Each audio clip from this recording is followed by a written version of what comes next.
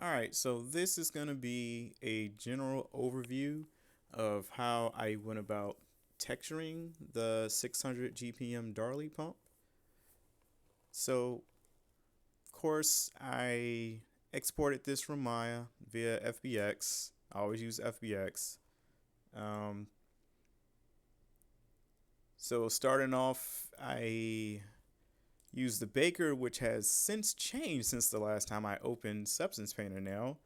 Now they have the fancy new Baker, so yay. So I really didn't change many settings in here. I did not use an high poly. I used just the same mesh that I imported. There was no high poly made for this model at all, due to time constraints. And generally, I've found that for stuff like this, you really don't need it. So, kind of saves a lot of time. Um, So the only thing I really did was bake the normal, the world space, the AO, and in this case, I used the self occlusion to always just because I wanted it to shadow cast on everything, just because it gives it that really awesome look. Um, there really wasn't any moving parts in this. This was mainly going to be for a showcase kind of object, but if I had to go in and let's say actually do maintenance on this and change out some parts and maybe rotate these valves here, um, at least with the new texture baker, I can specify which object or texture set I want to be same mesh only, so that it will not cause ambient occlusion to shadow across the entire model, which is great. Because when you have parts that are going to be moving, you don't want to have hard shadows on one side. It just looks strange. So, like I said, per mesh, but I only did always for this one just because nothing here was really going to be moving. Sans maybe these valve handles, and I made another variant where the ambient occlusion is not casting a hard shadow on these.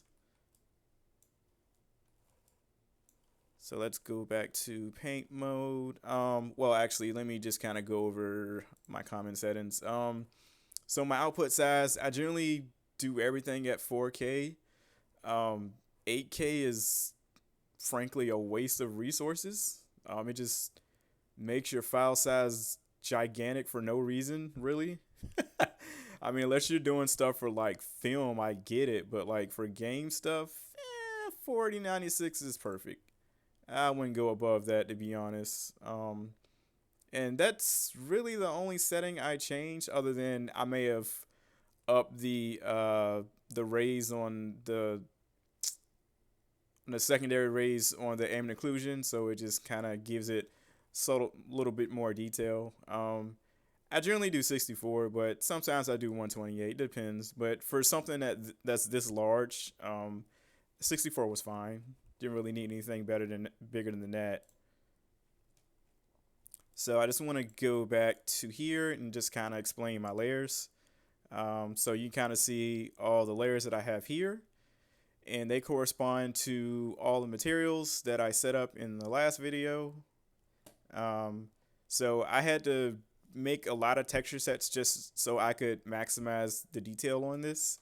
There really wasn't any kind of limit for that for me, so I went with more texture sets just so I can maximize the detail.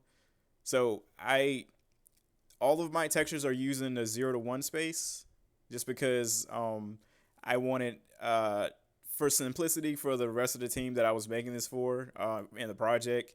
UDIMS was not necessary, but it would have had the same effect as multiple texture sets. But for the team that I was on, UDIMS wasn't going to work with our pipeline. So I chose to just make multiple texture sets on the same 0 to 1 UV space. So let's start off with, usually what I do is I start off with a base coat across the entire thing. So I would go to something like the chassis here. Let's just kind of click on that and isolate this. So this is, of course, after it's been baked out. So I'm just kind of overviewing everything that I've done. Everything is done, but I have all of my layers turned off. So I'm just going to, turn them on bit by bit and kind of explain what I did here and there. So first texture set for the chassis. I have my own assets in my project. So if I go to my assets and I go to smart materials, I use this thing called TRM base, which is based on another project that I completed. But because the paint was basically the same, I reused that and I put that in my shelf. So that's what this is here. So if I were to turn this on and let this compute. All right, so that's done now. So let's take a look. Open up the layer and just kind of have a look here. There are a bunch of different fill layers in here. Some of them are based on some of the default materials. Then I just kind of adjust it from there. So we have stuff like have some grunge mask, just kind of doing different fills or whatever. So I tend to work with predominantly fill layers and masks. That's generally what my workflow is, just because I like the reusability of the mask, and it's highly editable and you can just change stuff on the fly and also keep whatever channels you want to be active at a time. So I feel like this gives you more control versus a paint layer. A paint layer is pretty much a one and done. Like if you want to make any changes, you have to basically do it all over again. Versus a fill layer, it's infinite reusability. You can just change the mask in whatever channels you want in here. So I prefer to work with just fill layers. So most of what you'll see is a fill layer, but then of course you'll see the occasional paint layer where I actually make adjustments. So for this paint layer, I adjusted the levels. So I do that quite frequently. And then sometime I adjust the hue saturation and sometimes the tint. So I do have paint layers. I do use them just sparingly. Only when I want to make like minor changes across multiple layers all at once, that's when I use my paint layers. So that's the base coat for everything. So if I go back out and kind of unhide everything, kind of see it's just a blanket coat across the entire model, sans the labels themselves, because the labels are all unique. So we'll get to that shortly. But I just kind of want to show I am using this base material, smart material across the whole thing. And also, I am instancing this across all my texture sets. So if I kind of go and look at this, I am using this across most of these except the labels pretty much. So the labels is the only one that's has a check next to it because that's the only one that I did not use it for, but everything else is using an instance of this smart material. So if I go to another layer, let's say the tires, you can see that this TRM base is an instance from that layer. And this saves you a lot of time, especially when you have to make global changes. Yes, I highly recommend instancing your base material that you put across the whole thing, just so you can go back to one place and make all the changes there, and it updates across the entire model. So it saves you a lot of time. Highly recommend it. And of course, for the tires, I use geometry mask. Oh my god, this was like one of the best features in my opinion, that Substance Painter added, because I was on a perpetual license for years and like I refused to jump to subscription. But like when I saw geometry layers, I was like sold. It's pretty much changed my entire workflow because I used to work exclusively with ID masks, but geometry masks pretty much nullifies that whole process. So I enjoy geometry masks. I use it a lot. And basically, what you can do is per layer, and it's based on the objects itself. You have the objects themselves that you can either use or not use. So it makes its own object level mask. So that's also where, naming your object comes in handy. So don't do what I did here where you see P cylinder 117 and so on in polysurface 659. Yeah, don't do that. Name your objects so it makes it easier for you to identify what's what. Now you can see that for these I did for rim and tire because that's really the only thing I needed to know. I need to know where the rim is, where the tire is, and everything else I didn't care. So that's why only certain things are named. Um, and of course, this model has literal hundreds of parts. So yeah, was not gonna name all of those. So that's why that's still, the default name that I was given in Maya. So just a heads up, just want to let you know. So I'm going to turn on this layer for the rim. And I'm using just kind of like, a regular base material and then adding some scratches here and there. Usually sometimes what I'll do is I'll start off with the base and then I'll start to fine tune it from there. Like I'll go into the mask and make all my adjustments in the mask itself. And then I'll add another layer, like maybe in some cases I'll add an extra paint layer inside of the mask itself where I will go in and like change certain parts of the mask like manually, which is also very helpful. So I'm just going to turn these on so you can kind of see what's what. So this had a lot of buildup of different colors in here. Usually what I do is I identify all the like solid colors in whatever mesh that I'm working on, and I try to do a block out of the colors first. So I can separate everything by color and then go back and kind of add the detail on top of that next.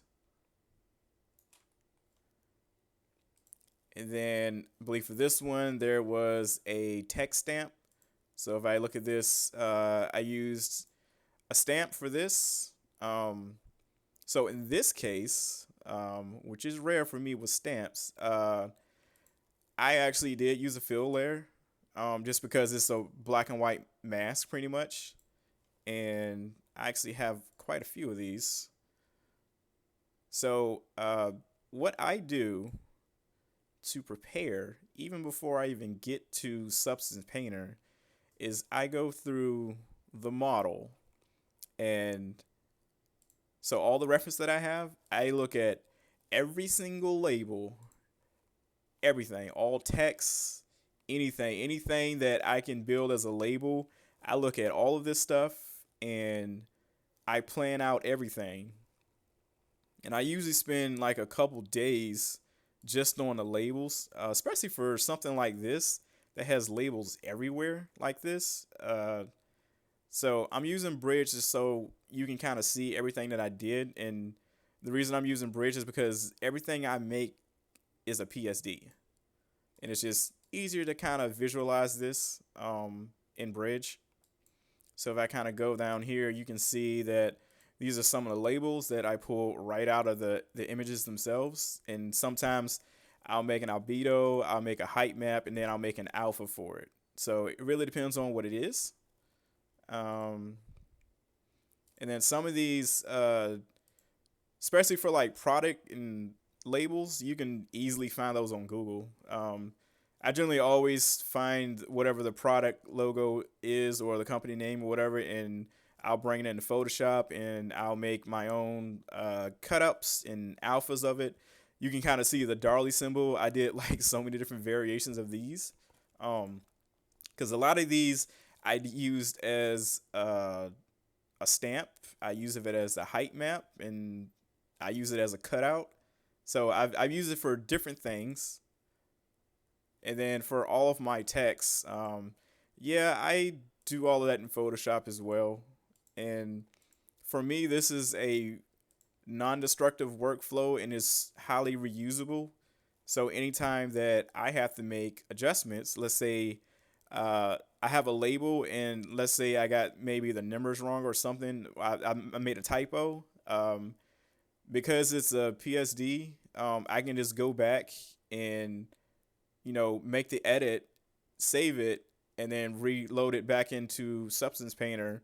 And if I've already painted it on the model, I can just update it and it'll update where I projected that mask. So it makes it a little easier. And stuff like this. So this was actually the grill. So if I go look at this, let's go find that grill. Yeah, so this is that front grill for the cooling assembly.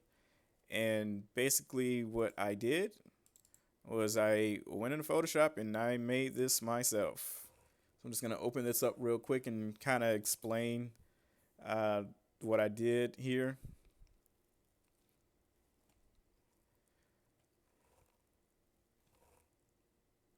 All right, so of course I have my background black just because that needs to be occluded once it goes in as an alpha. And then all of my actual graphics are shapes.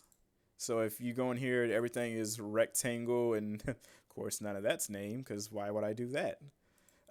Yeah, look how many rectangles there are. So I basically made, I believe, a folder for each row, and I kind of duplicated the exact number I needed based on the reference itself. And then of course there's the logo that I showed you earlier that I got from Google, and I just kind of use it as a stamp. So there's one thing, and then let's go back to here. And let's go to that cooling assembly actually so you can kind of see it. I believe it's this one. All right. So here's the object in question. I'm going to turn back on the layer so you can kind of see this in context. So I have a lot of silver pieces up here. So I'm just turning that on right there. Some of the nuts and bolts were not painted, and they were just kind of the default metallic material. And then others were actually painted over.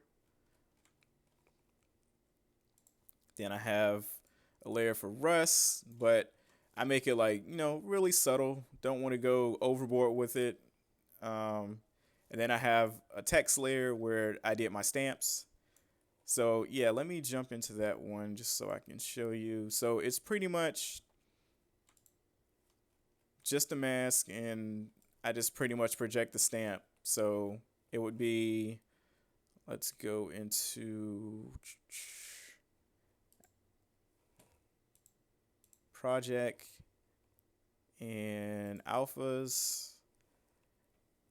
Yeah, so all my alphas are in here. So yeah, I would just pretty much just, take one of these stamps and just project it into the mask itself.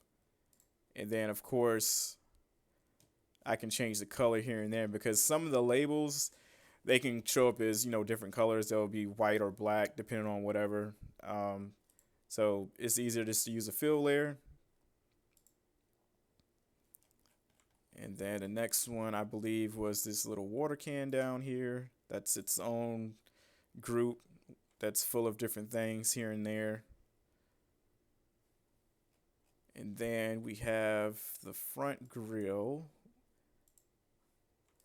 that I actually have cutting out the shapes. So let's actually take a look at that.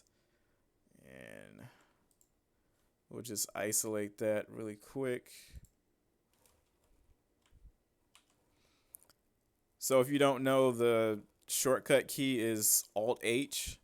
If you have a geometry mask enabled, if you toggle Alt H, it'll toggle on and off whatever you have selected in your mask.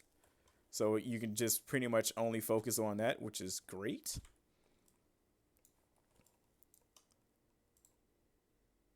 So again, it's pretty much just the stamp that I showed you I did in Photoshop, and I have it, going straight through.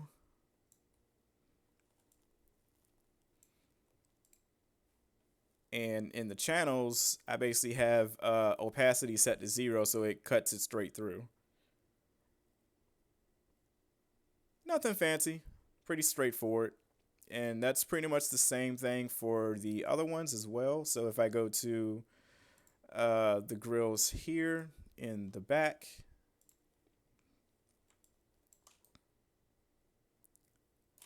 so these were a little tricky. Let me explain.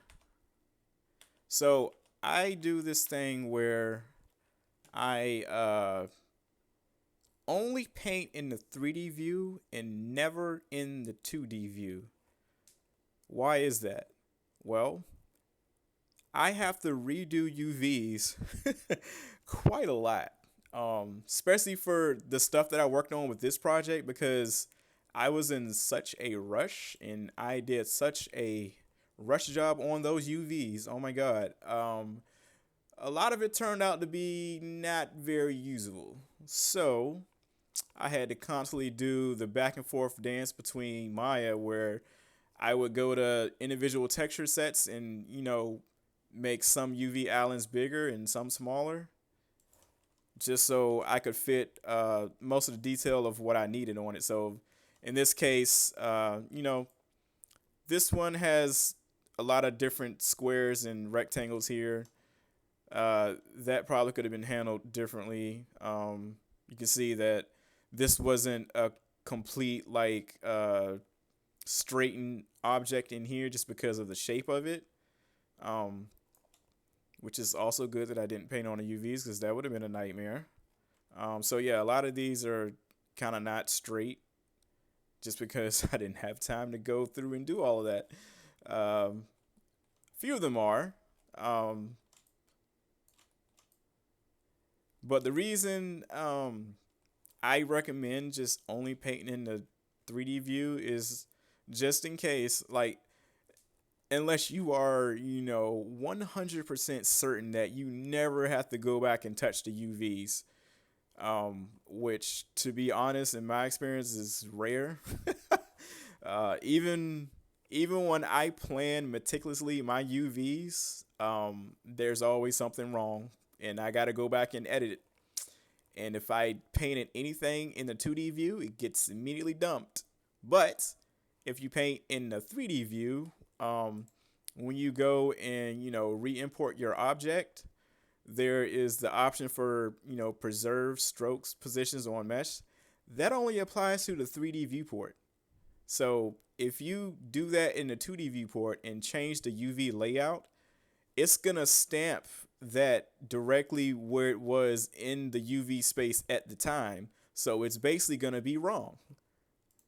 But in 3D space, it's based on a projection from your viewport, so it doesn't matter what the UVs look like. It will always project it correctly, which is super helpful when you have to, go back and forth and, make adjustments and re-import.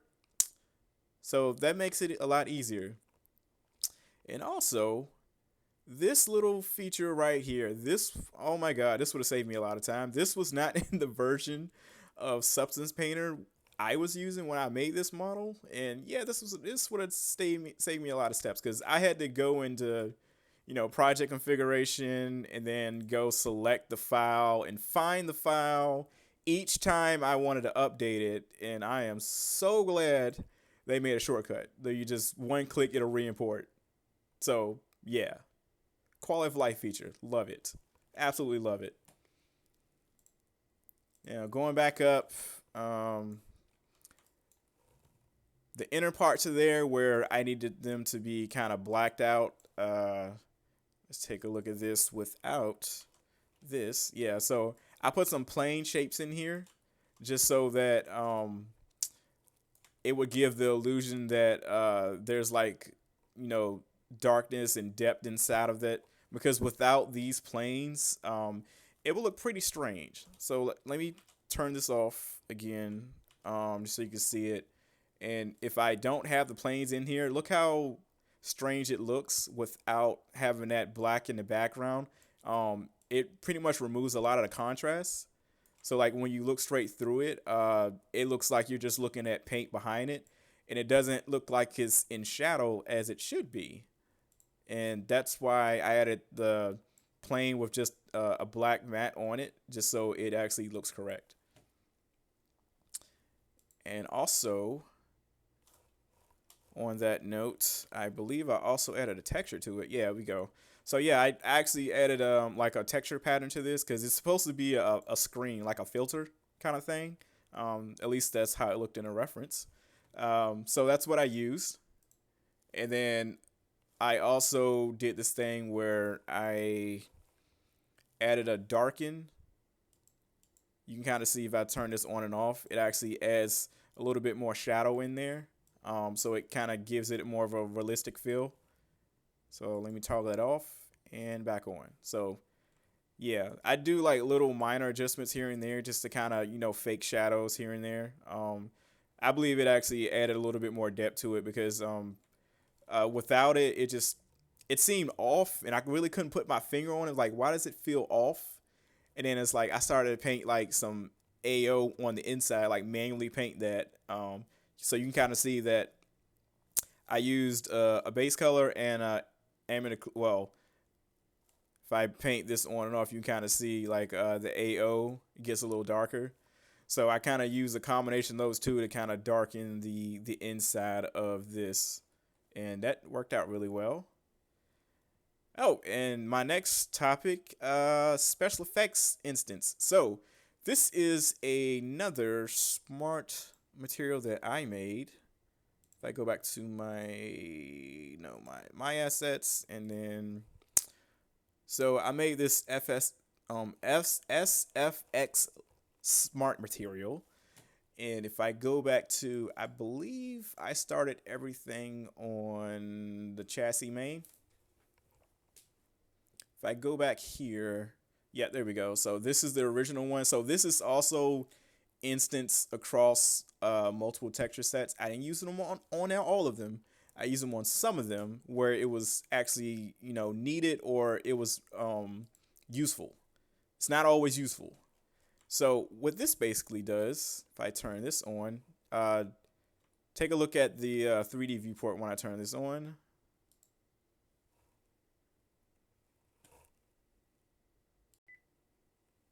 So it got a little bit darker, and let me kind of explain what actually just happened here.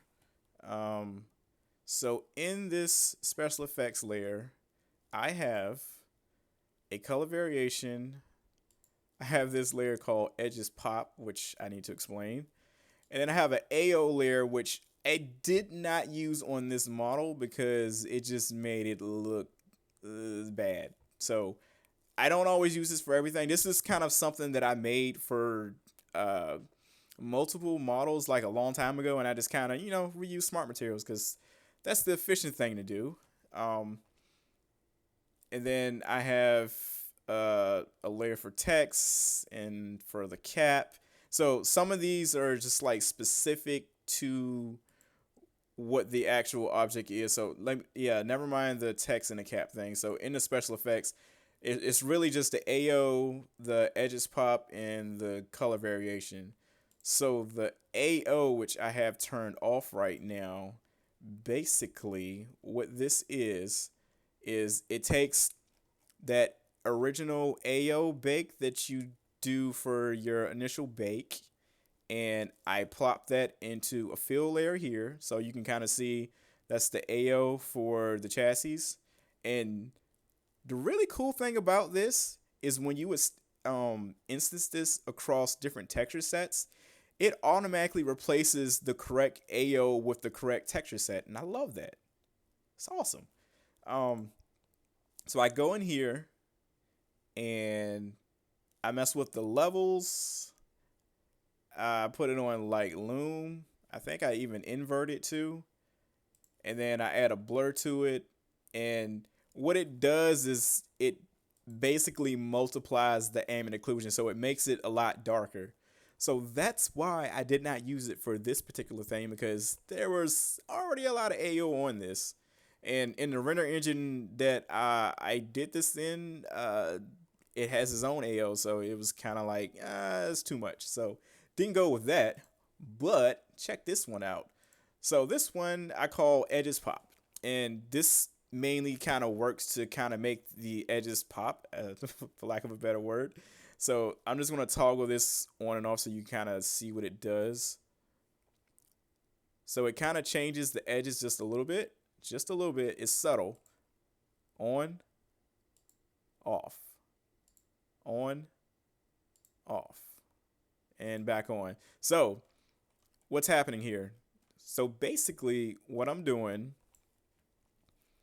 is I'm using a negative height on the channel, and inside of the mask I have a fill layer with the curvature map. So I'm using the curvature map to kind of, mask where the actual edges are of everything is, and I go in here and I mess with the levels to kind of, so if I wanted to, I can kind of bump this up or down a little bit. I'll just leave it as it was, and then I add a slight blur to it because generally the default curvature map is a little bit too rigid, so I like to blur it a bit just so it kind of gives it. This also works with the height map better as well, since I added height to it. So it kind of gives the illusion that I'm using a high poly mesh when I'm not. So look at that. That pretty much eliminates the need to make a high poly mesh with just some fuckery here. So yeah, no need to make a high poly. Just use this thing. And then of course I have something for a color variation where it pretty much it's a random generator for the mask. So you kind of see when I toggle it on and off. It just kind of adds some dirt in here, dirt and grime in here. So that works out great. And then especially when it goes across the rest of the model, because it's based on your starter bake map, so it's all different depending on which mesh is applied to. So this is kind of like a global special effects that I put across everything, mostly everything, not the labels. So let me go back and show all, and we'll go to the next thing. So we did tires. Let's go to this little pump volute here, which is, where are you? There we go. Over here in the background. This one's pretty straightforward. This really doesn't have that many layers in there. It's just, silver and then some rust just here and there. And then of course I have text. And this time, I'm actually using a height map for the text. So take a look at that. So this is, like I said, this is the reason I use the fill layers, because it just is easier to make tweaks. So like I can go in here, adjust the height how I want it, decrease the height. If I want to, I can add a color to it, and then mess with the roughness and metallic and even the normal map or whatever. So it gives you a lot of flexibility, and it's pretty much just a stamp, nothing special. And generally when I do something with height, I always blur it. It just works a lot better to kind of give you a transition around the edges, so that it's not like a sharp extrusion out. So I always put a blur on it. So if I don't have the blur on it, look how bad it looks. Like it's like super jagged, and that's not good. It's also my texture resolution too, my set resolution. I think I have maybe 2048, so that's also why. But still, the blur actually kind of grounds it a bit, and it gets rid of all the jagged edges around your alpha and everything. So it just looks better, and it helps transition it, like I said. So I always use a blur. So I'm going to turn these on like one by one just so I know what I did. So we did chassis, we did the cool assembly. Let me go back to main chassis because I think I forgot to turn on some of the labels. Yep, sure did.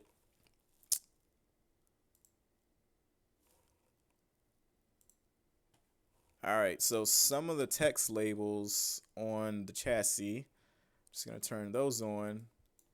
So you can kind of see here, we got just different stamps all around, and they're just kind of black.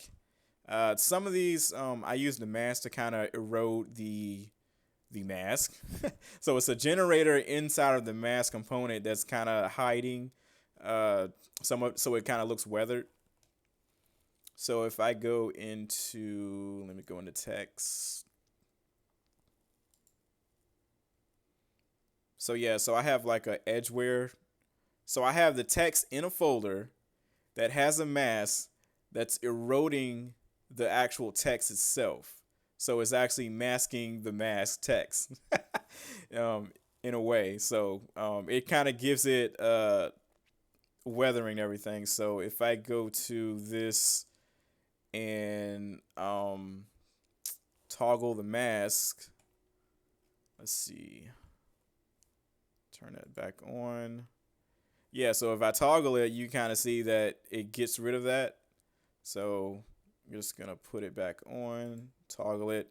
So it just has a little bit of weathering on it. So just so it's not like, you know, a flat solid color all the way around. So it adds some breakup to it. So I like to put my mask objects in masks. So it gives you more control. And I actually did do an AO pass on this. So you can see it got a lot darker there. So basically it's the same thing how I kind of explained before, where I take a fill layer and I put the ambient occlusion into that inside of the mask, and I mess with the levels and I blur it just so I can get some extra darkness here. So I chose to do this on a per texture set basis versus across entire texture sets, just because I noticed that for certain things it just made it muddy and it didn't look good. So I did it on a case by case basis basically. So turn that off and let's go to pump assembly. So this one had a lot of those height text layers that I showed you before. So again, it's pretty much stuff like this where it's just a stamp that I made in Photoshop. It's a PSD, bring it in, stamp it on, one and done.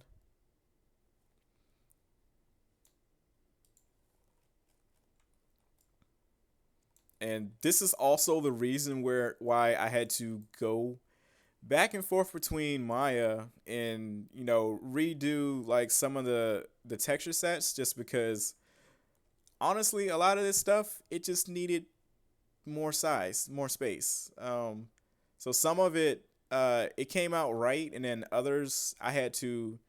So for instance, this Evertight logo here that I have on the handles. So before, I had this UV island very, very small. So this was basically a complete blur and it wasn't legible. So I had to go back into Maya and take all the handles and scale them up uniform and then stack them back into the layout. And there's an option in Maya to preserve 3D. It takes in consideration the size of the object itself, and it sizes the UV island according to that.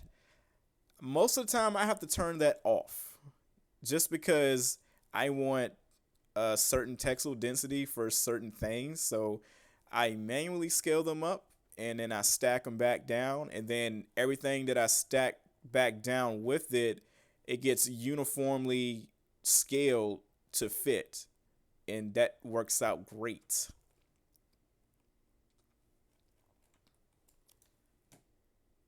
So that's the pump. Let's go to the lights. So if we look at the lights, it's pretty much going to be all this stuff that's on the corner here. And let's just check out everything I did with this. So I have different categories in here for the lights, actually.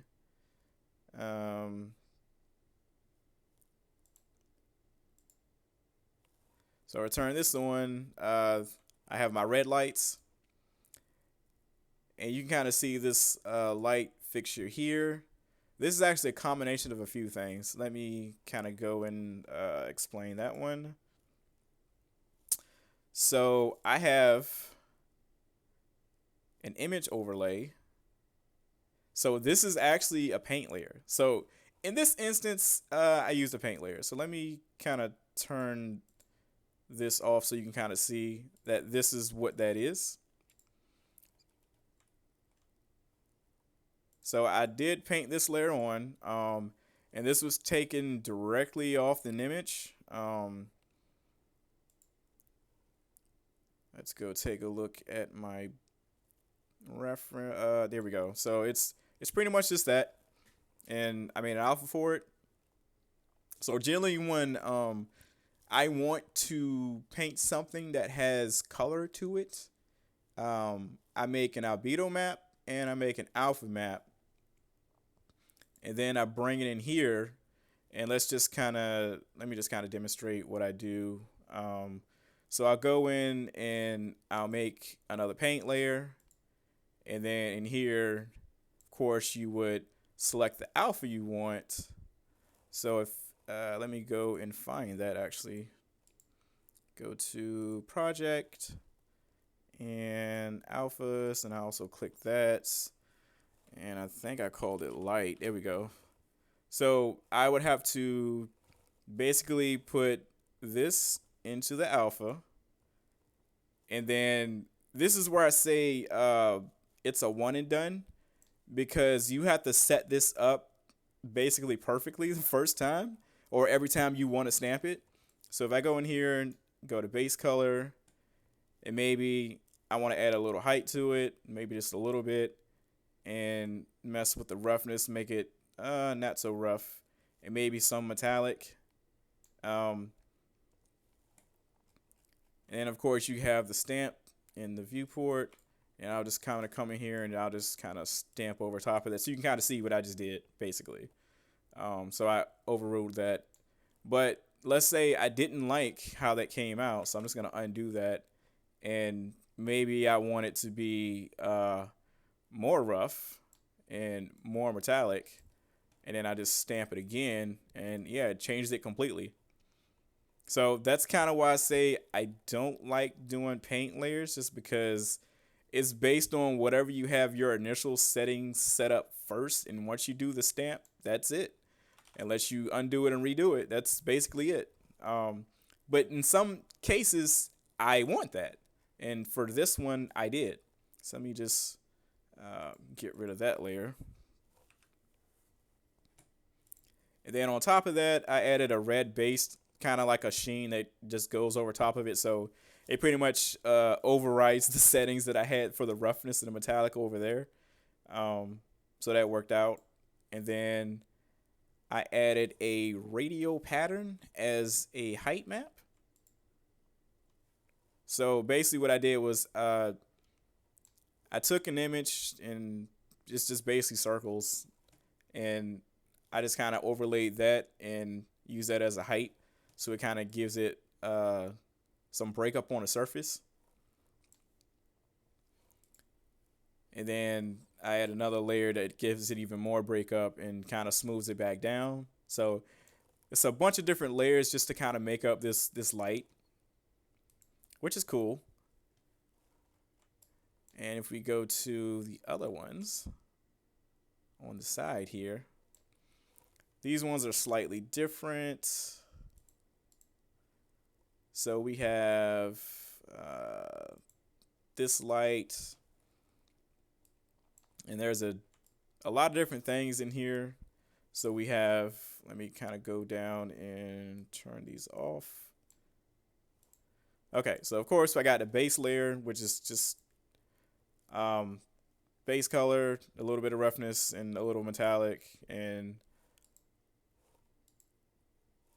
I actually have bulbs inside of here. So as you can see, like it's actually transparent. So I actually did have opacity on this, and I made it slightly opaque just because in the reference the light the lens that cover that goes over the light bulbs themselves, they are actually transparent. And then there's also an orange variation of that here. So depending on which side of the model, you have the orange light and then you have the red version of it. So turning that back on, and then I put a pattern across it, just so it's easier to kind of get the pattern on a light. That's what it looked like in the reference. So if I go back to that, take a look at that. So you can kind of see like that little pattern or whatever on the front. I didn't put the text that's going across it because I really can't read that anyway. So that was kind of no point in doing that.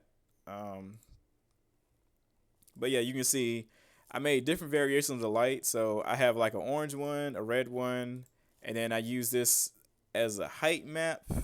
And I think I also might have used it as like a roughness and change the levels. So like anytime you have like a black and white map, you can pretty much use it for height, roughness, metallic, a lot of different channels actually, even opacity if you really like want to use it for that. So yeah, like just a standard white and black map, just with grayscale is very useful for many different channels. Um, Going back in here, I added like another base just kind of on it, so you kind of see like it's hard to see when I turn this on, and that's because there's supposed to be a black background back there. I actually couldn't see inside of the light because didn't take reference of the inside of that, and it's a small detail, so just kind of black that out just so it's not really that noticeable. And then we got the last light here, which I was kind of going over. I made the different colors for.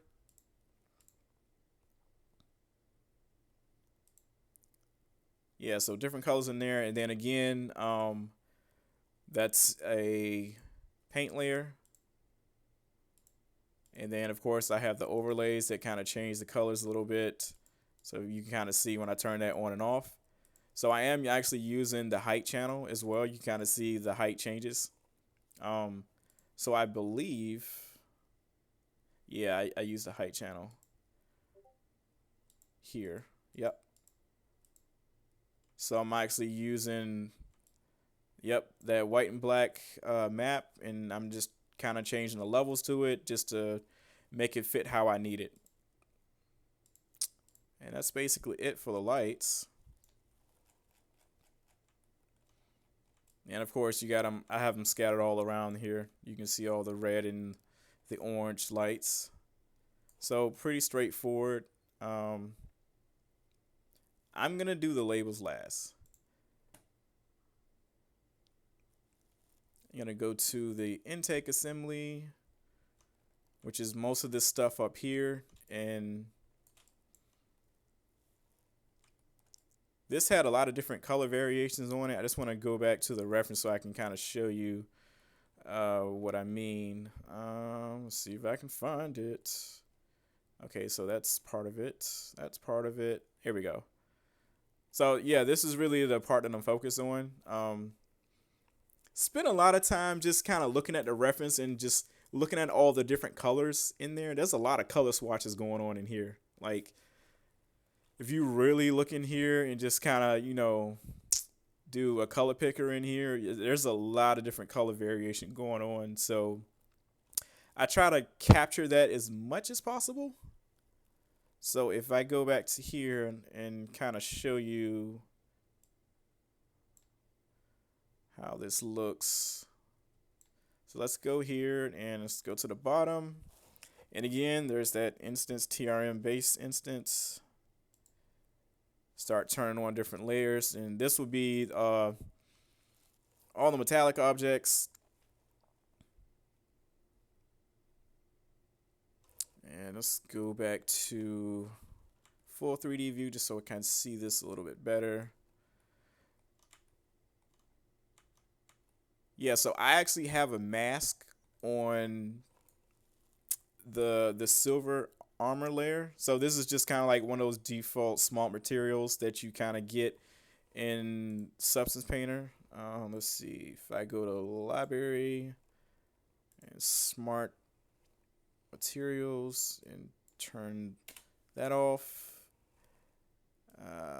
If I scroll down here, you can see silver armor. So that's what I use as a base, and then I just altered it from there to fit my needs, because when I go in here, I don't have all the layers on for this, and then some of the mask I actually changed, and I changed some of the parameters in here as a base.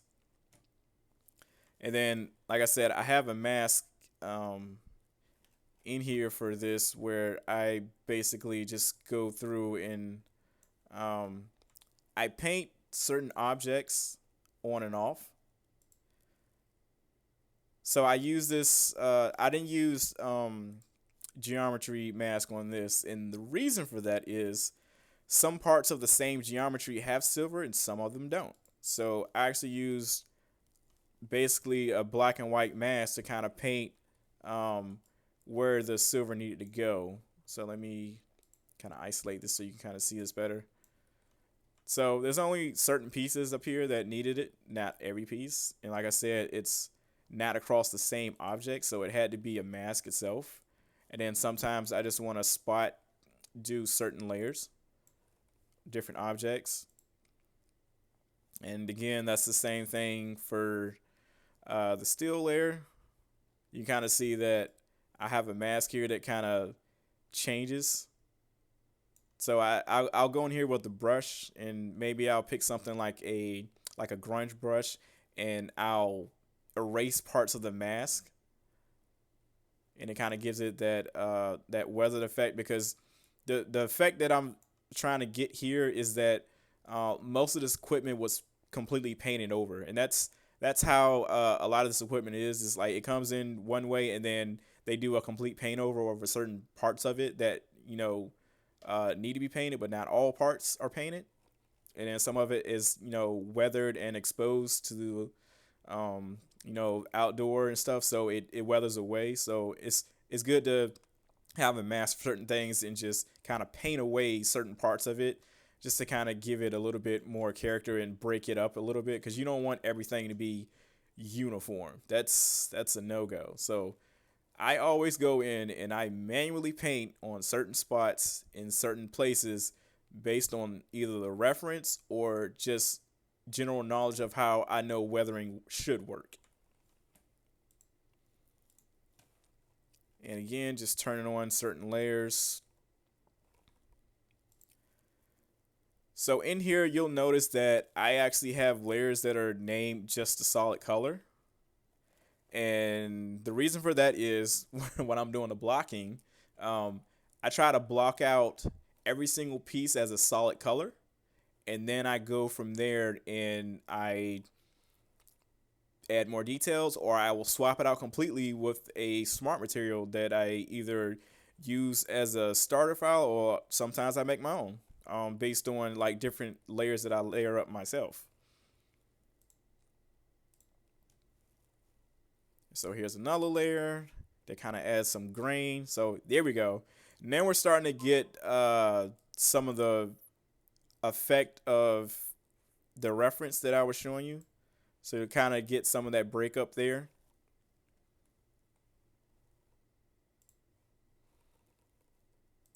So in here, I have a ton of layers and a ton of masks. And that's how I'm able to accomplish this. So I I've used both generators and manually painting. So I recommend doing both because generators are going to get you so far and they look, decent, good enough. But you can really, most of the time, you can always tell when somebody just uses generators only. So I like to go in and on top of the generator, paint in my own mask on top of that. So you can kind of see, I actually did manually paint this. So this actually doesn't have a generator. Let me see if I can find one that does have a generator. Okay, yay me. I didn't use any generators for this. I manually painted all of this. Yay. That's how it should be. Use generators sparingly. uh, just because it gives it more of a realistic look versus the generator, because the generators, I mean, there's like a pattern to the generation, and I've seen stuff in other people's art where you can tell what generator they use, and that's not good. So I like to manually paint my mask. And if you do use a generator, at least change some parameters and just, paint on top of that. So like you add some more depth to your generators. So I highly recommend that. And then going here, adding some more colors on in here. So I'm just gonna start turning on all of these layers so you can kind of see the build up. There we go. So there's another layer there where, again, I manually paint these masks because certain things you just can't do with generators, especially when you're trying to, kind of mimic your reference or whatever. So let me go look at where I was looking at for this. So it's this object here. It has like a rustic burn feel on this surface. Let's see if I can find a better picture. That one's not that great. But kind of how I explained on my last tutorial, I don't have all my reference present on here.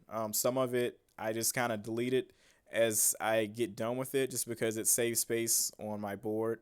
So yeah, here it is right here. You can kind of see it has that rustic feel. It's a little reddish on top of the black, and then there's some gray tones in there. And that's basically what I captured here. So manually painting these, highly recommend that. Can't stress that enough. And then there were parts of the model where like there was just blue paint. It was very odd, just kind of looking at that in the reference, but it's very unique. So of course I manually painted those as well.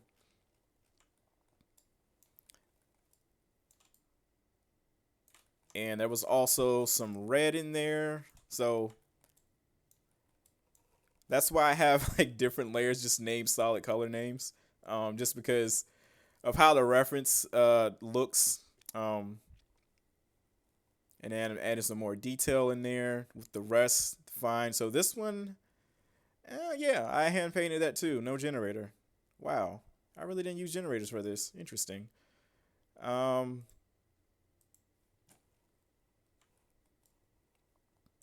then we go and look at this piece here. So again, try to match the reference as close as possible.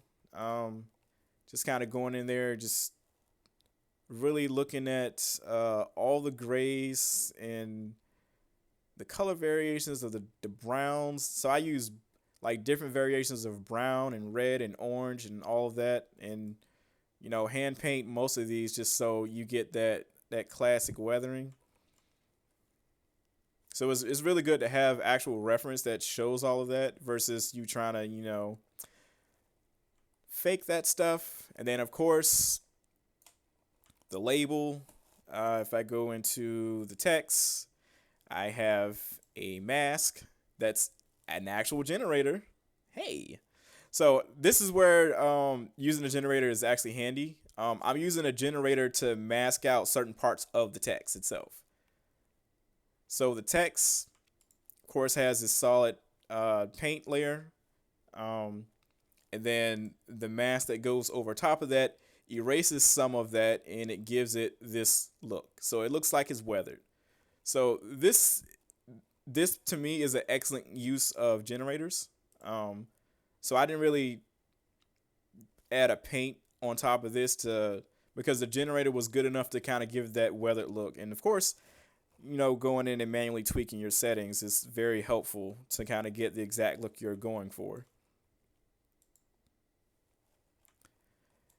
And where did that label just go? There we go.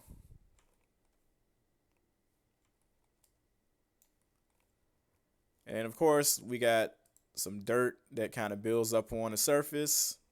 So I always have a dirt layer, but it's subtle.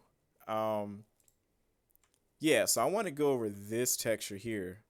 Um, this was difficult to make, and let me explain why. So if I go back to my reference board, I know I have that still up here. There we go. So it's this piece here. Um, so basically I had to recreate this label because the way I do labels generally is I'll take the reference, I'll go into Photoshop, and I'll do like a perspective match to kind of flatten it out. You can't do that with cylindrical objects. At least I don't know of any way to realistically do that in a successful way that you can use it as a stamp. So what I did, let's go and find it. Here's my label here. So you can see I have an albedo for it, and then I have an alpha for it. Let's kind of open this. No, I don't want to update right now. All right, so in here, you can see I have a ton of layers. So I actually built every single piece in here from the label from scratch.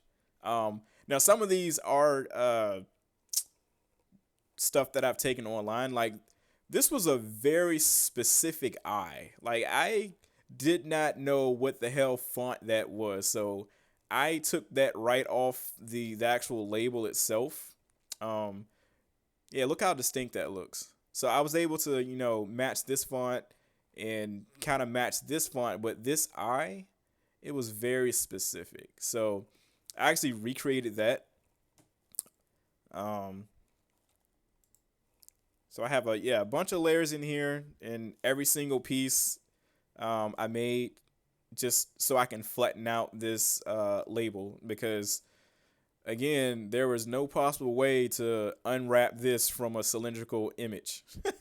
So that had to be manually created and then stamped. So that label came out pretty good.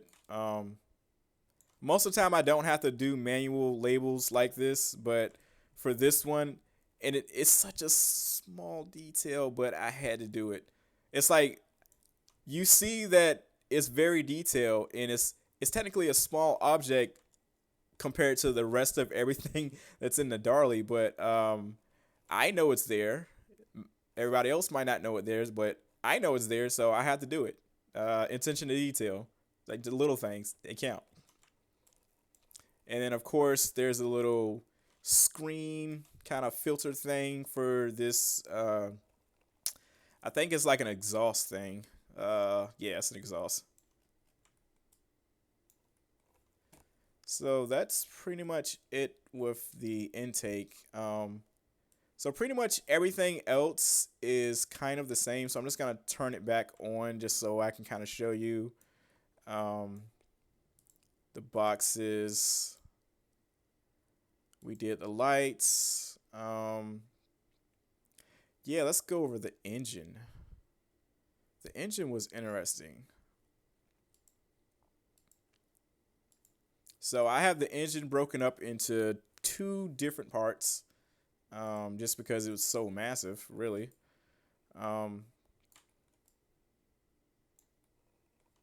This one had a lot of different layers on it, so let me kind of go over this. So I have basic, black for the belt, then basic colors for gray. This one, again, I hand painted these. I remember doing that actually. So I took Actually, a bunch of different layers. Wow.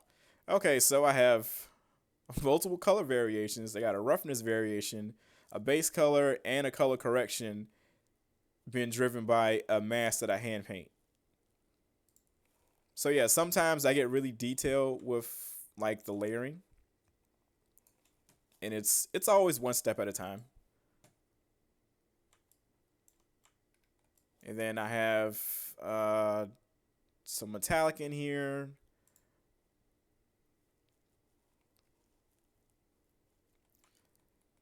And apparently I have a layer for hole. Oh, there we go. Yeah, that kind of looks like a rim there. So yeah, I basically put like a black background inside of that just so it actually looks like it has more depth because it looks really flat without it. So again, just adding solid black in things that are like that have depth to them is great. And of course, add some rust to it.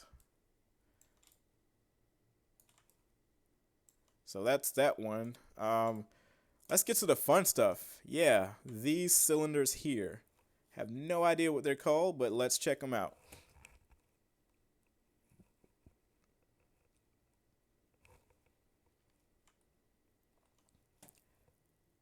All right, starting from the bottom. We're going to build up a few things in here.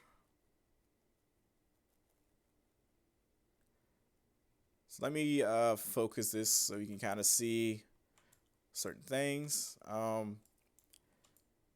So this piece right here is a carryover from the other one.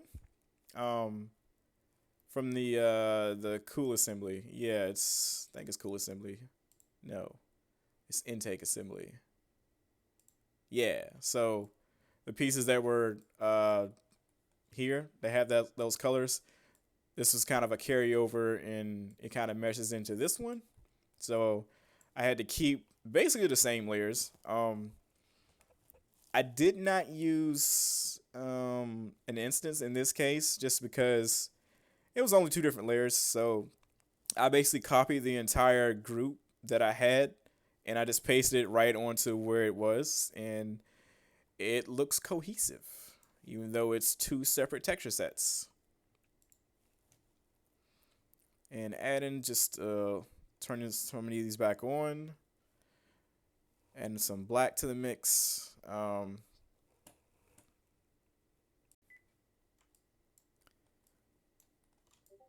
So that's that piece there. Let's go and turn off the intake assembly so we can focus. So here's that piece that's sticking up that I actually wanted to mimic based on some of the reference that I found. It was actually, let's see, where is it? See if I can find it. There we go. So yeah, it's this piece right here. So I wanted to mimic that because I kind of liked the way it was weathered. Because in the TM it looked like this, and it's kind of boring to be honest. So I went with this. More interesting to look at, in my opinion. So I went with that. Turn on some of these.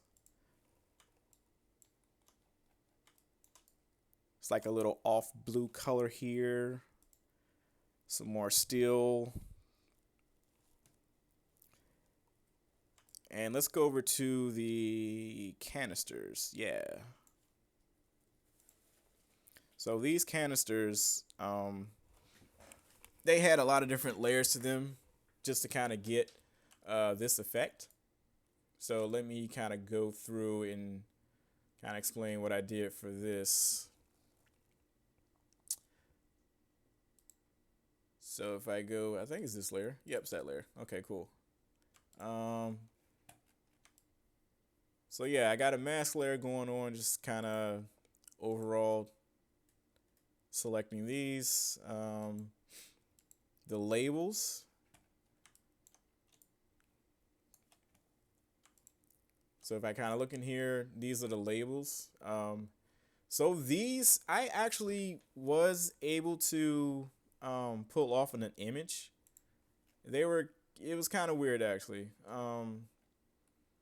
Because these are on a cylindrical shape, but from some of the reference, you can easily like go into Photoshop and pull that off and make that as a texture, and that's basically exactly what I did. So you can see here, it still kind of has that curvature to it. Like it wasn't a perfect one-on-one, and some of them will look kind of faded.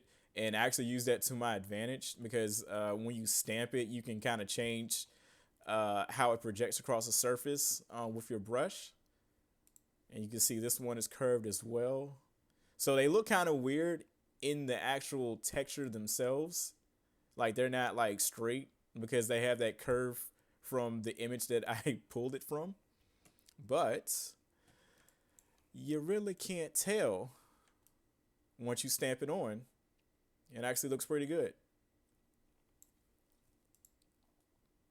So I got a dirt layer, I got a base layer for the actual canister itself, and the text is using some roughness and some metallic, and it's kind of like an off-white, so it kind of gives that effect. And that's generally what it looked like in the reference. Then of course you have the bottom of the cylinders, which is slightly different.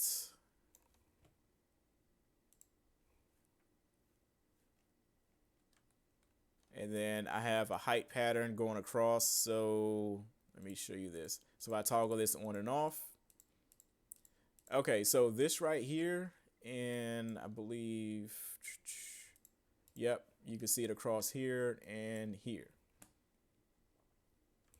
And basically what I'm doing is I have polygon selected. So I actually went into polygon fill, and I used the polygon fill actually, so I can select the individual polygons that I want to affect. Make that a mask for the actual folder, and inside the folder we have a height pattern, which is a fill layer based on line strips. So it actually looks like this. So as you can see, it's just a generator that goes across the entire surface, and it's based on some parameters that you have. I blur it out, and then I use another mask to isolate it to right where I want it. And of course, that's only affecting height.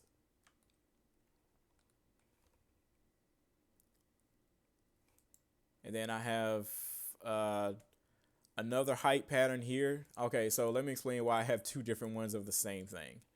It's because of the UVs. So if we go and look, let's find where these actually are.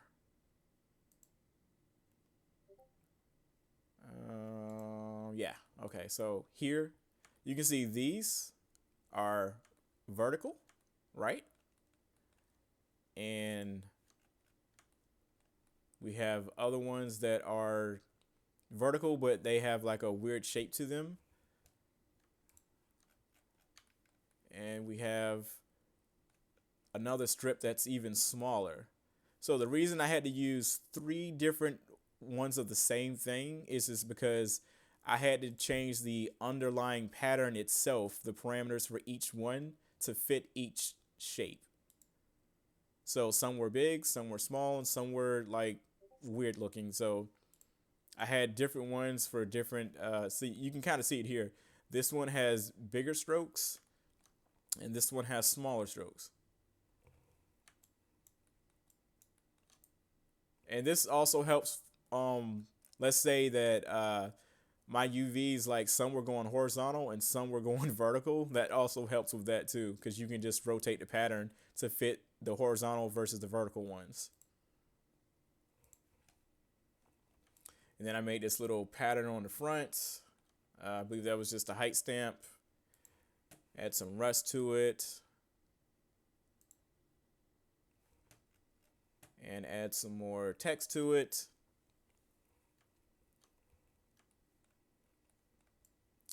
Yeah, I believe it was this one here, hot. Yeah.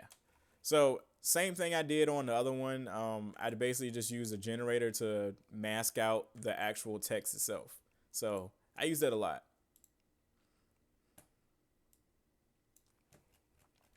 So let's jump to the last two things that I want to go over, which is the cables and the labels. So let's start with labels.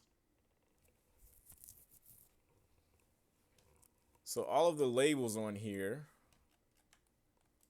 are generally just, they're either planes or it's a circle, a cylinder. So they're all like flat faces or whatever. And generally for the labels, I use, look, predominantly paint layers. Why is that? Let's go back. Okay, for most of these labels, take a look.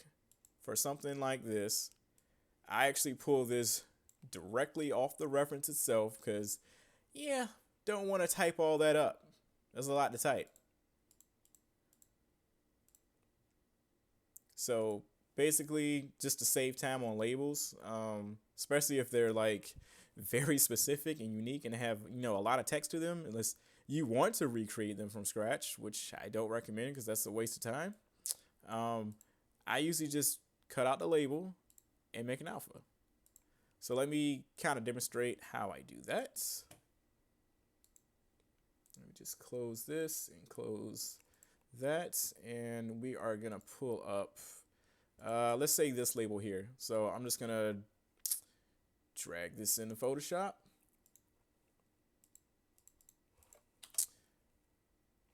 It's gonna let me do that.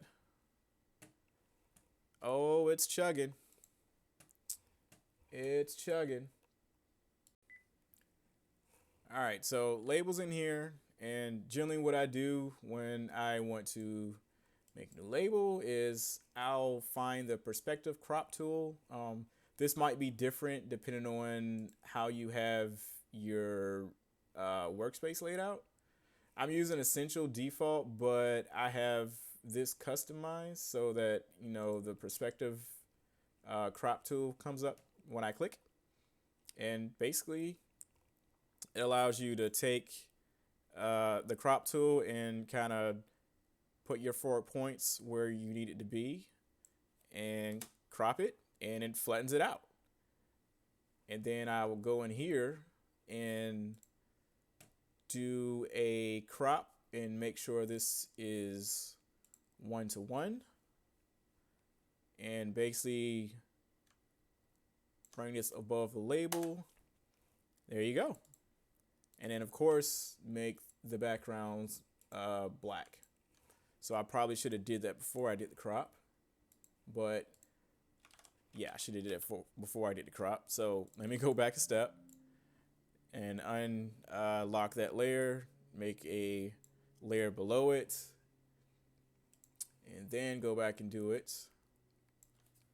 There we go, and it makes that easier. So now I can just paint that in there, and now I have my albedo that I'm going to use for the stamp. And then when I want to, you know, make the alpha, I just cover it in white, and that's it. Save it out as 2 different PSDs and import it in and use it as a stamp. So it's the same thing like I did for the light. You can kind of see it's still in there. I put it in the base color, I put it in alpha, and I stamp it. That's it. So if I go through and just kind of turn on all of these, actually, you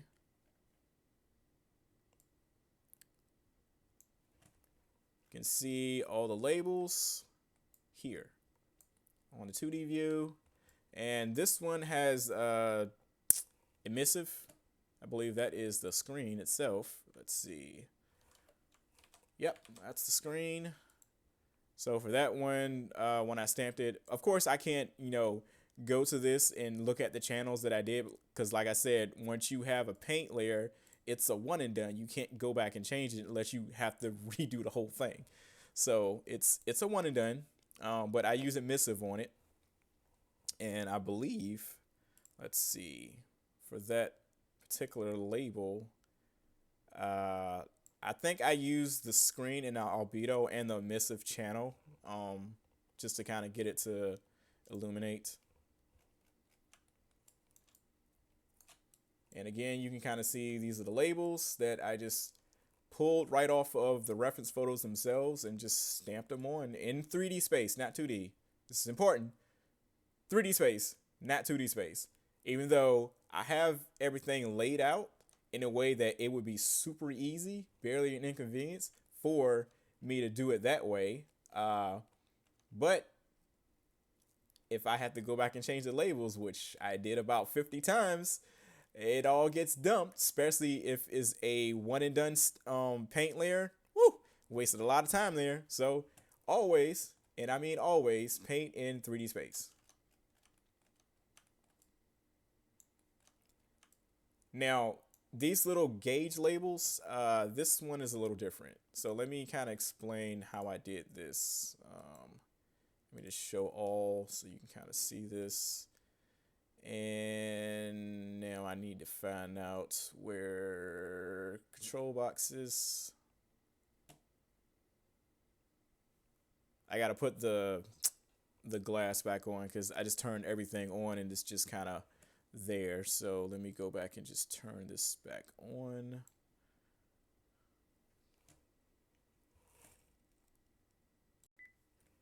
All right, so I have like a glass layer over top of that just so it actually looks like glass, and then you have the needle, and then of course the label that's in the background. So for gauge labels, I like to make those in Maya. And basically what I would do, let me just kind of load this up really quick.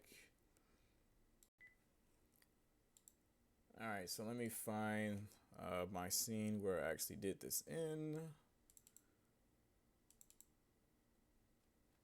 And I have a gauge for the suction and discharge. So basically it's just a bunch of planes that I have individually rotated around a center point. So this is something that I manually do in here. So you can kind of see it's a bunch of lines. That's all it really is. Let's unhide a few things. So get a little fancy with the layers, or I can just kind of put another shape on top of it to kind of occlude it or whatever. So it occludes some of the ticks. And then of course I start off with a reference. So like I'll take a screenshot like from the orthographic of where the label actually is, and then I'll build this on top of that so I at least get the shape right. So now I see the needles there. That's where it needs to go. I build this inside of Maya, and then I go into Photoshop. And I import, I render out all the ticks, and then I put text on in Photoshop because it's just easier. Now, of course, you can do this in Illustrator, but I'm not that great with Illustrator, so I do it in Maya. So that's how I'm doing the gauges. I do them all in 3D and then make them 2D in Photoshop and then go from there.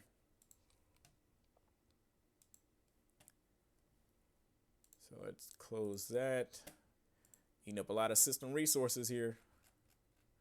So that's pretty much the labels in a nutshell. There's pretty much nothing much to it. It's just they're all individual paint stamps in here. And the last thing I want to go over is cable getting. Yeah. So let's look at how I did the cabling. So of course, base layer, yada yada. And let's kind of go from the bottom and just turn things on here. Turn on a base black layer because I think a lot of the cables that you see, especially on this types of equipment, like they're either painted or they're just black. That's generally what they are. Um, so I have like a certain material that I made for just hoses. Um, I believe it's actually in my my assets. Yeah, hose. So I have a starter material that I made. Cause I made a lot of hoses, and even for a tire, I got my own tire rims that I do. And then some of these are white hoses. And again, I have all my layers named based on color.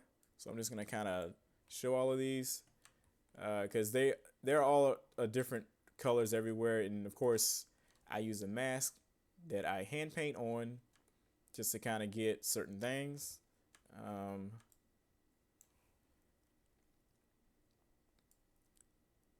so when we start getting to the crazy hoses, I'll show you that.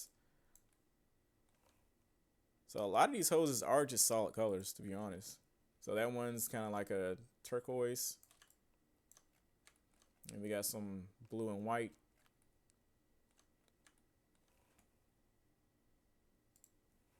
And then I have a few metallic objects in here.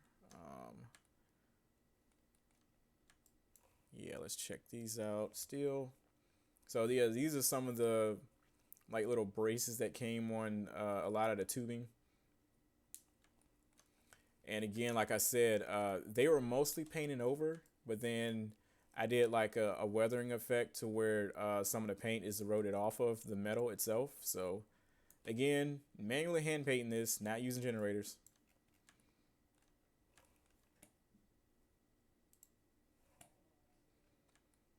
And we got some browns. Cable crumple. Yeah, that's the one I really want to show. Let's find where that is actually. Believe it's this. Yep. Okay. So I added like some I think it's normal map. See the normal map, height map for creases. So yeah, it's a height map. Okay. So I use a height map that I put across the surface to kind of fake creases in here. Because this is how it actually looked in the reference.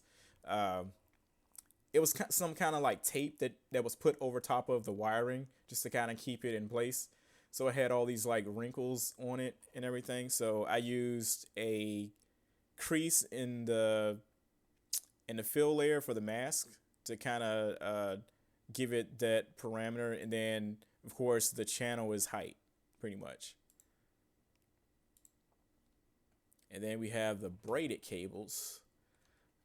Let's find those. There we go. So there's a braided pattern for these cables. There was a lot of these actually. And for this, let's see, what am I using for the braided ones? Looks like I'm just using a height pattern. Oh yeah, so I actually have a material that I downloaded from, I guess, Substance Source that has it's called carbon fiber. Let me go to all. Yeah, so it's this material here. So it kind of has that pattern on top of it that I needed for like a braided cable. So I used basically just the height and normal information of this. So you can kind of see I use the height, the normal, and the AO channel. And that's it really, to kind of give it that braided effect.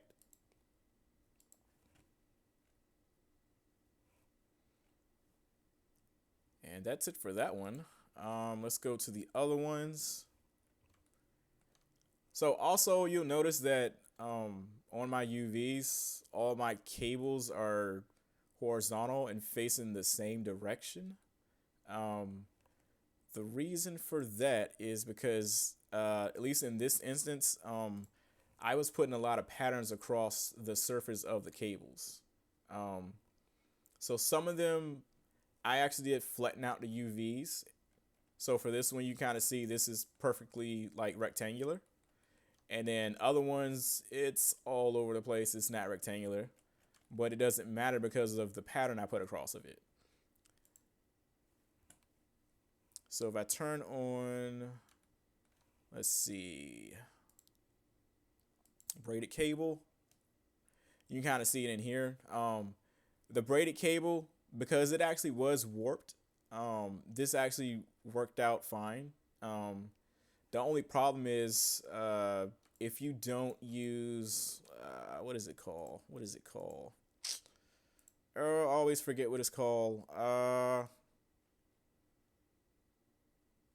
Yeah, triplanar projection. Yeah, so if you use triplanar projection, it'll fix the seam that's on it. Because, yeah, if you have your UVs like this, how I have it kind of like wavy and it's not, straight, there's definitely going to be a seam. But if you use triplanar projection, it gets rid of it most of the time. Not all the time. Most of the time, it does. So you can kind of get away with certain things. But let's say this one here, I wanted to put a straight red strip across this entire cable. That needed to be straightened out. So let's go find that cable. Where is that cable? Yeah, this cable here. So that one had a perfect red strip going all the way across, and it needed to be, uniform. So for that reason, this one needed to be straightened.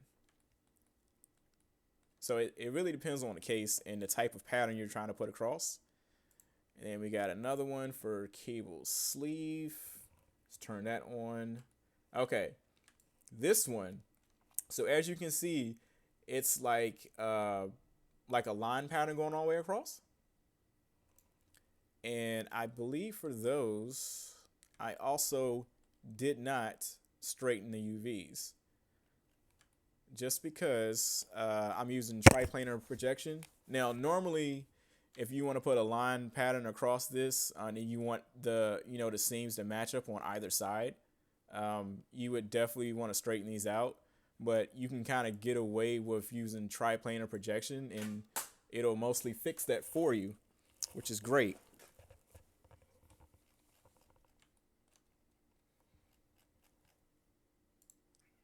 And last up, we just have more of the sleeve. So you kind of see I have that carbon fiber pattern across this and then the line pattern across that. So some of these have the paint on and then some of them have the paint off. And this one, I believe I definitely use a generator because trying to hand paint all of this, I don't think I did that. Let's see what I did. Cable sleeve.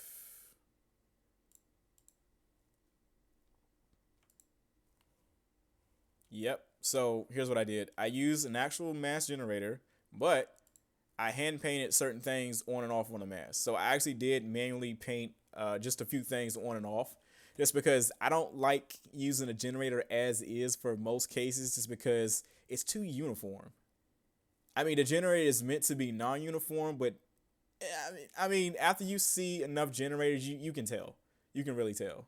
So I try to, put my own paint layer in there just to kind of break up the surface so it's not too much of the same thing.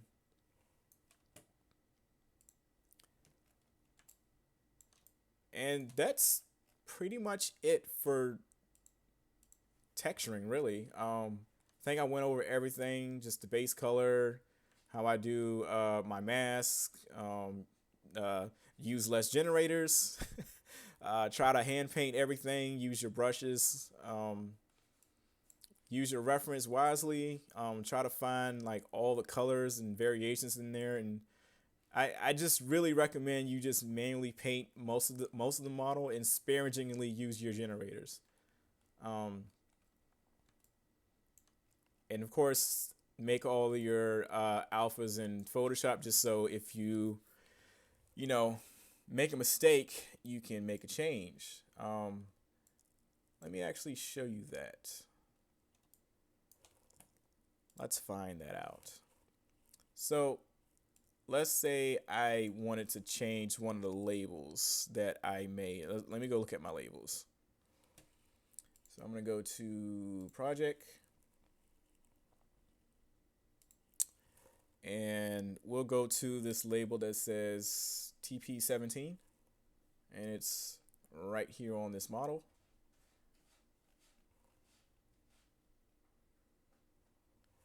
Let's actually go find where this is in my reference, in my label category. I believe I already changed this. So this one says TP18. This one says TP17. So if I were to reload this, of course, it's going to ask me to relocate it. And I'm just going to go find this really quick. Textures at 600 GPM Darley. Photoshop. And let's go find out what the name of that texture was. Frame 03. And go back here and find frame 03. Open. That gets updated. You see it says TP18 now. And if I wanted to update in the viewport, I just need to go to Resource Updater. And I'll sort by outdated and just scroll down until I find it. There it is. I'll just hit update. And it's going to process.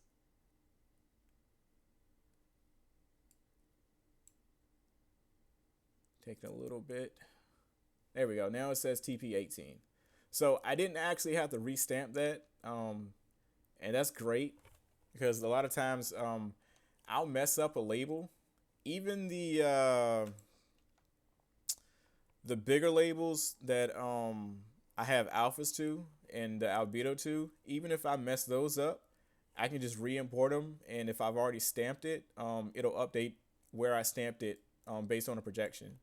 So it's good to have PSDs just so you have a backup and you can just go back and change things on the fly. So it's a non-destructive workflow, and I like that.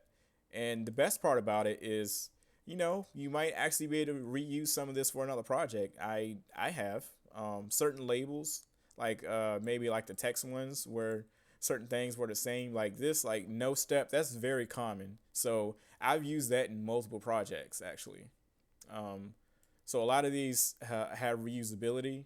Most of them are going to be specific to the equipment you're working on, of course, but even this right here, I've used this on at least 3 projects. So it really depends. Like I said, most of them are going to be specific, but even this one, this is a tire one that I did for, I believe I made this based on the reference. Let's go see. Yeah, so that's the reference I had, and I was looking at all of this that's on the tire. And I wanted to make a stamp out of that. So I went in, kind of made all this stuff in Photoshop. So you can kind of see the different text layers. So, yep, all this was done in Photoshop and kind of brought it back up.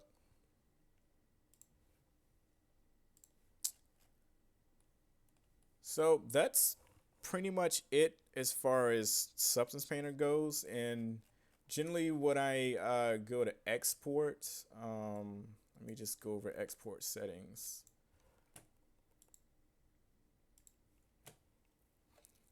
So it really depends on what your end software is going to be.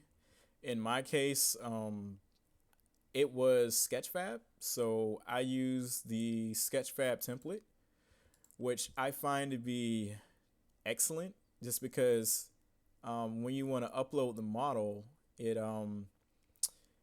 pretty much puts all the textures on it for you. So it puts everything in a folder and it applies it to the model, so you don't have to manually do that once you upload it. It's just all in one go, and that saves you a lot of time. And a lot of the textures that I exported out, let's go and find them for the 600 GPM.